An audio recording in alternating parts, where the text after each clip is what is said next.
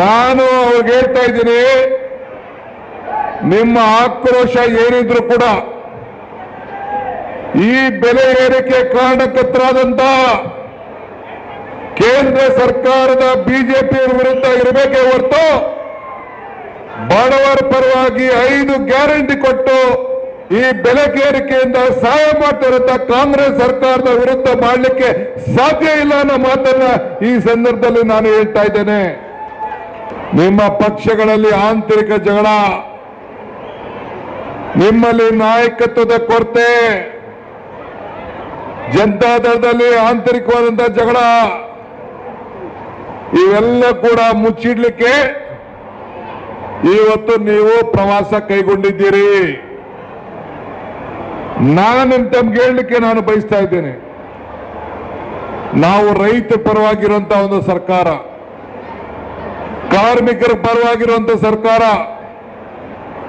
ಎಲ್ಲ ವರ್ಗದ ಜನರ ಪರವಾಗಿರುವಂತ ಸರ್ಕಾರ. ಇವತ್ತು ರೈತರಿಗೆ ಹಾಲಿಗೋಸ್ಕರ 4 ರೂಪಾಯಿ ಇವತ್ತು ಫೀಡ್ಸ್ ಬೆಲೆ, ಬೂಸಾ ಬೆಲೆ ಜಾಸ್ತಿ ಇದೆ. ಇವತ್ತು 4 ರೂಪಾಯಿ ರೈತರಿಗೆ ಕೊಡಬೇಕು ಅಂತ ತೀರ್ಮಾನ ಮಾಡಿದ್ರೆ ನೀವು ರೈತರ ವಿರೋಧಿಗಳು ಅಂತ ಹೇಳಿ ಅಣೆಪಟ್ಟೆಯನ್ನ ಕಟ್ಕೊಂಡಿದ್ದೀರಿ. ಇವತ್ತು ಹಾಲಿನ ಬೆಲೆ ಕೇರಳದಲ್ಲಿ 57 ರೂಪಾಯಿ ಇದೆ, ಗುಜರಾತಲ್ಲಿ 53 ರೂಪಾಯಿ ಇದೆ, ದೆಹಲಿಯಲ್ಲಿ 55 ರೂಪಾಯಿ ಇದೆ,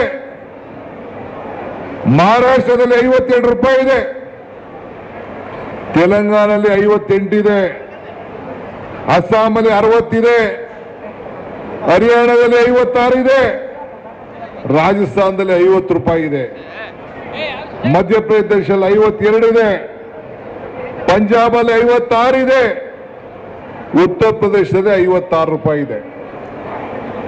ನಾವು ಎಲ್ಲರಿಗಿಂತ ಇನ್ನ 10-12 ರೂಪಾಯಿ ಕಡಿಮೆ ಇದ್ದೀವಿ. ಯಾರಿಗೋಸ್ಕರ?